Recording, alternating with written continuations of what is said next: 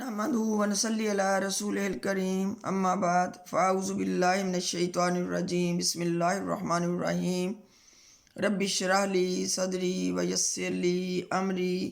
واحلل عقدۃ من لسانی یفقہوا قولی ربنا زدنا علما اللہم فقہنا فی الدین ربی یسر ولا تعسر وتمم بالخیر الہی آمین ثم آمین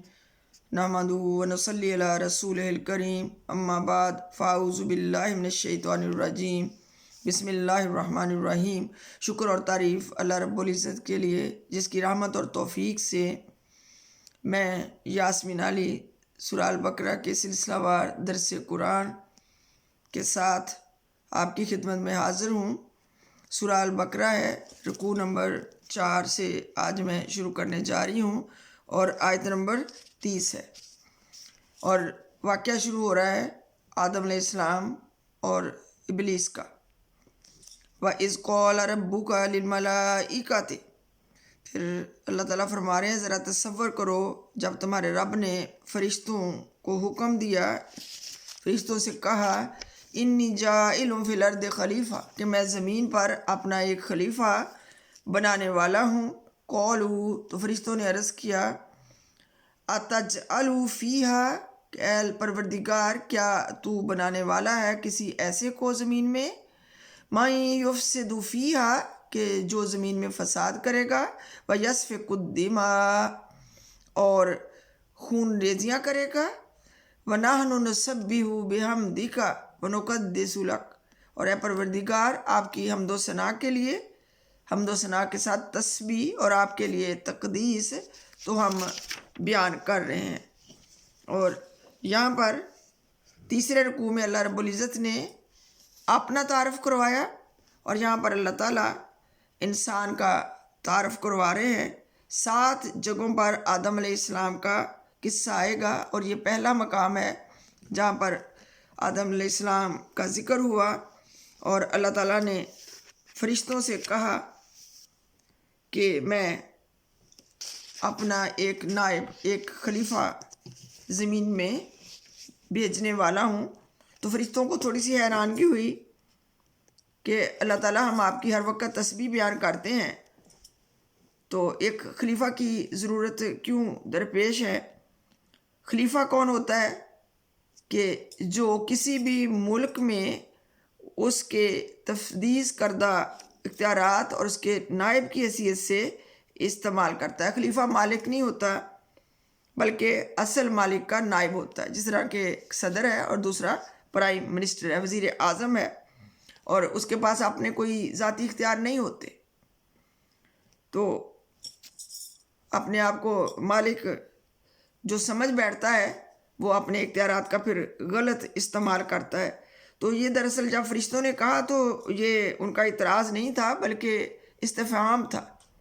وہ پوچھنے کی غرض سے انہوں نے کہا تھا، ورنہ فرشتوں کی یہ مجال نہیں تھی کہ اللہ رب العزت کی کسی تجویز پر اعتراض کرتے۔ تو قول ارشاد ربانی ہوا انی اعلم ما لا تعلمون، کہ جو میں جانتا ہوں وہ تم نہیں جانتے۔ وَعَلَّمَ آدَمَ الْأَسْمَاءَ كُلَّهَا، پھر اللہ رب العزت نے آدم علیہ السلام کو تمام چیزوں کے نام سکھائے۔ ثُمَّ عَرَضَهُمْ عَلَى الْمَلَائِكَةِ، اور پھر انہیں فرشتوں کے سامنے پیش کر دیا۔ فَقَالَ أَنبِئُونِي بِأَسْمَاءِ هَؤُلَاءِ إِن كُنتُمْ صَادِقِينَ، اور پھر فرشتوں سے اللہ رب العزت نے فرمایا کہ مجھے ان سب چیزوں کے نام بتاؤ اگر تم اپنے اس دعوے میں سچے ہو۔ کون سا دعویٰ؟ کہ ہم آپ کی تسبیح اور تقدیس بیان کرتے ہیں، تو ایک خلیفہ کی ضرورت کیوں پیش آئی؟ تو یہاں پر جو بات سمجھ میں آ رہی ہے وہ یہ ہے کہ علم کی عبادت کے ساتھ ساتھ علم کا ہونا کتنا ضروری ہے۔ فرشتوں کے پاس علم نہیں تھا، اور انسان علم کی وجہ سے فرشتوں سے افضل قرار پایا۔ سب سے پہلا علم جو انسان کو دیا گیا وہ چیزوں کے نام تھے جو آدم علیہ السلام کو اللہ رب العزت نے سکھائے، اور انسان کے علم کی صورت دراصل یہ ہے کہ وہ ناموں کے ذریعے سے اشیاء کے علم کو اپنے ذہن کی گرفت میں لاتا ہے، اور آدم کو سارے نام سکھانا، گویا ان تمام اشیاء کا علم دینا تھا۔ جس طرح جس وقت بچہ پیدا ہوتا ہے تو اس کی کوئی پہچان نہیں ہے، جب اس کا نام رکھتے ہیں تو پھر اس کو اس نام سے پکارا جاتا ہے اور سب کو پتہ چل جاتا ہے کہ یہ فلاں ابن فلاں ہے۔ تو فرشتوں نے فوراً جیسے ہی انہیں احساس ہوا کہ اللہ رب العزت کا ہر فیصلہ حکمت پر مبنی ہے اور اللہ ہم سے بہتر جانتے ہیں،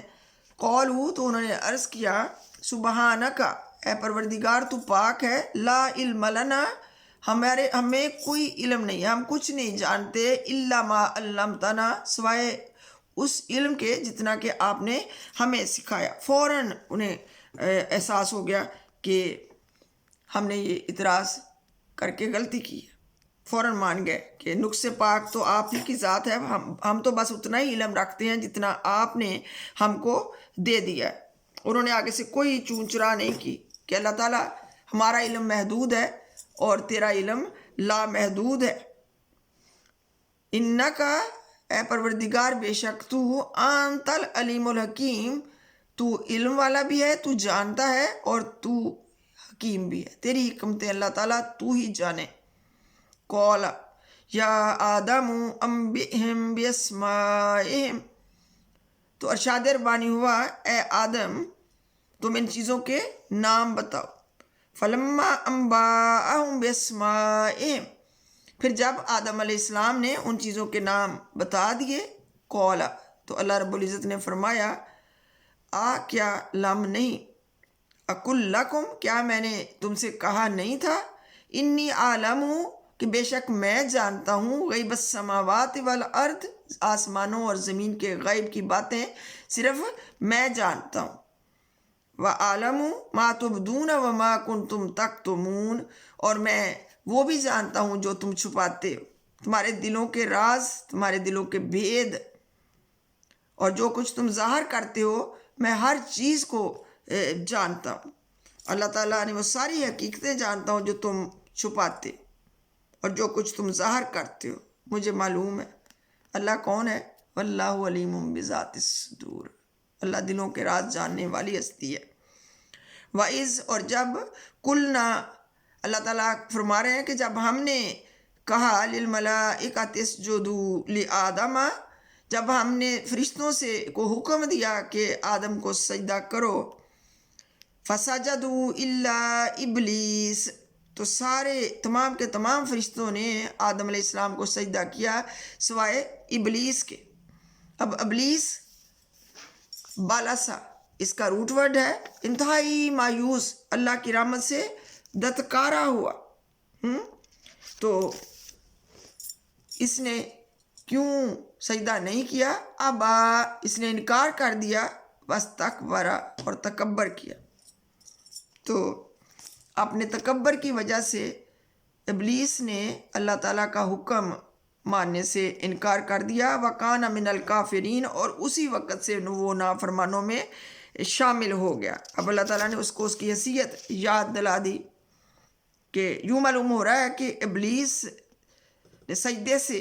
انکار کرنے میں اکیلا نہیں تھا، بلکہ جنوں کی ایک جماعت نافرمانی پر آمادہ ہو گئی تھی، اور ابلیس کا نام صرف اس لیے استعمال کیا گیا کہ وہ ان کا سردار تھا اور اس بغاوت میں پیش تھا۔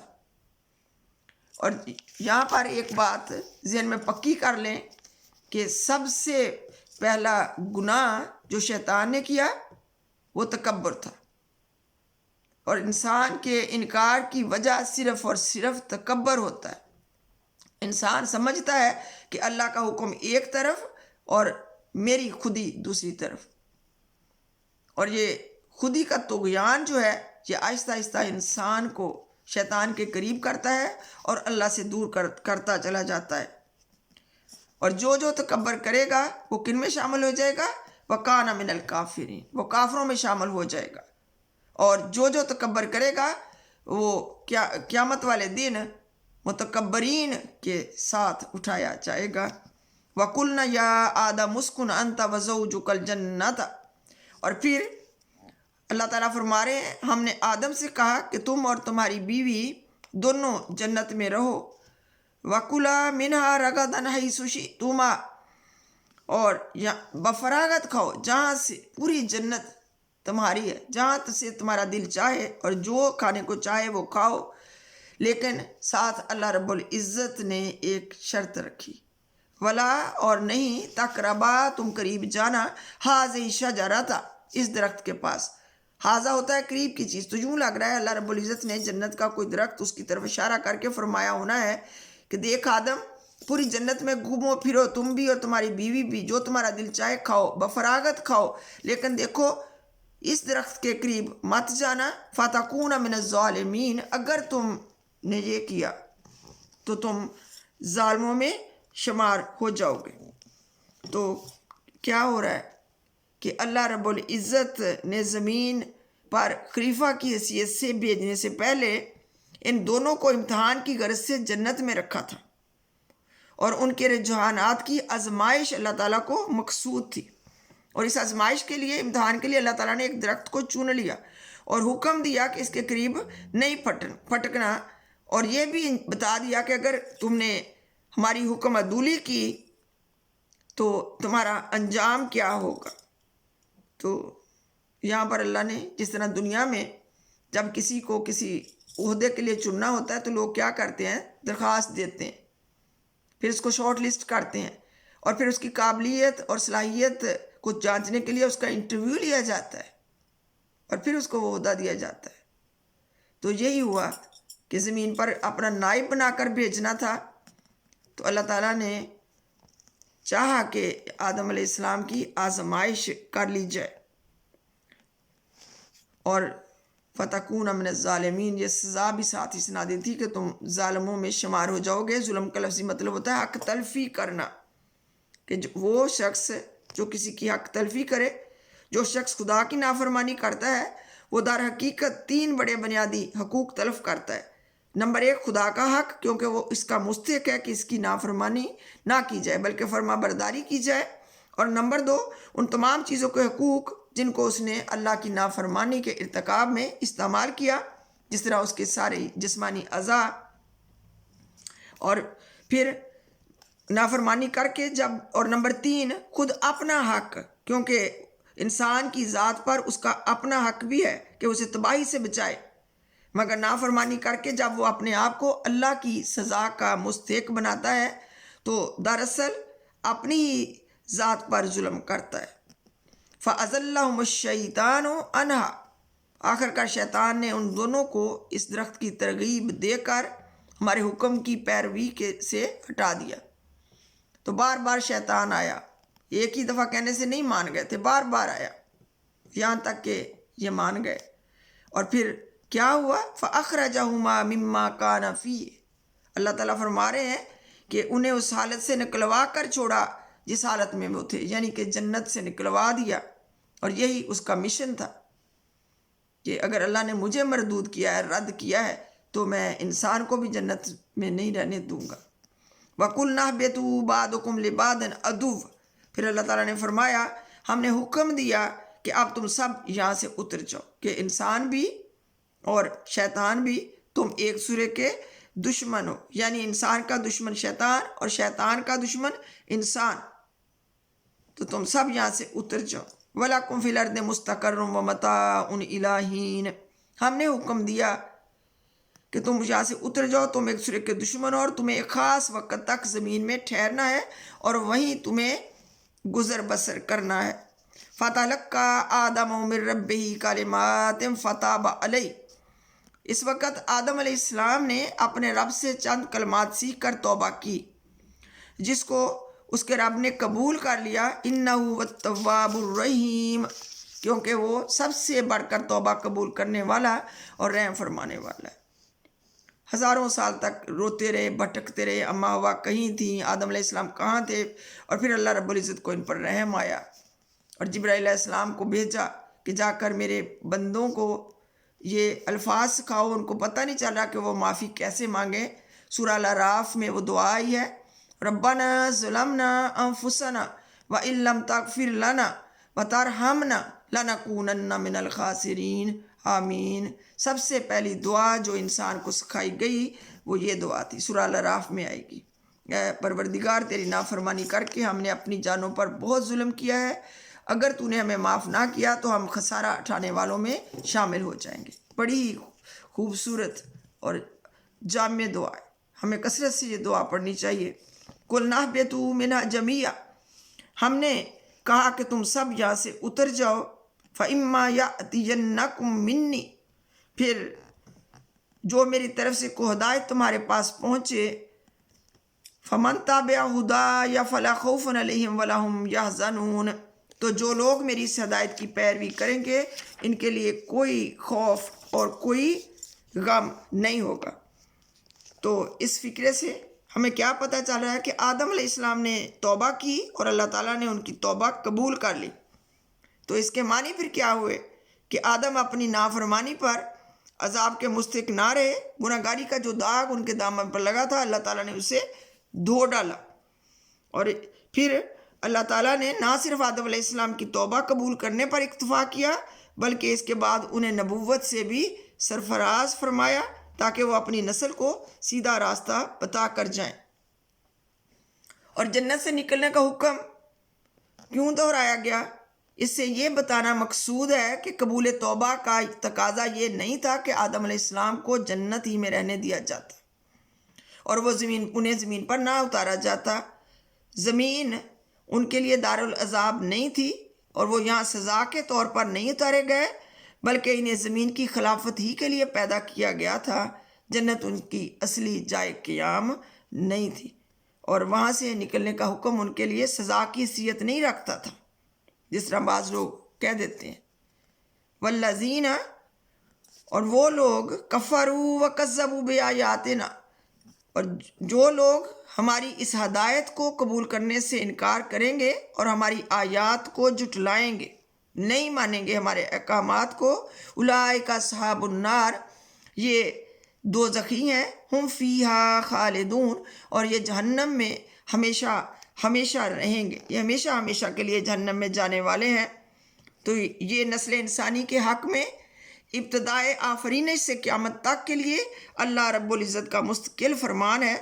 اور اسی کو اللہ تعالیٰ نے تیسرے رکوع میں، اگر آپ کو یاد ہو تو، اللہ کے عہد سے تعبیر کیا ہے کہ انسان کا کام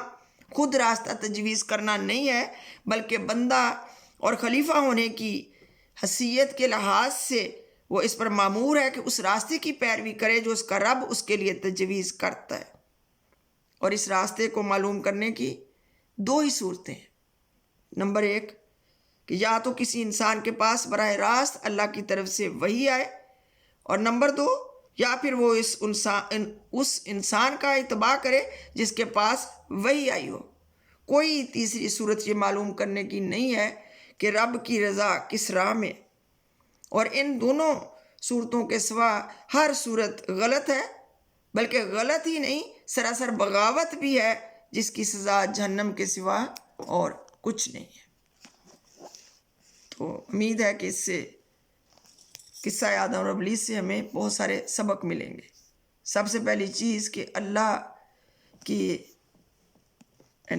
کی احکامات کا انکار نہیں کرنا، اور نمبر دو تکبر نہیں کرنا، کیونکہ اگر تکبر کریں گے تو کافروں میں اللہ تعالیٰ ہمیں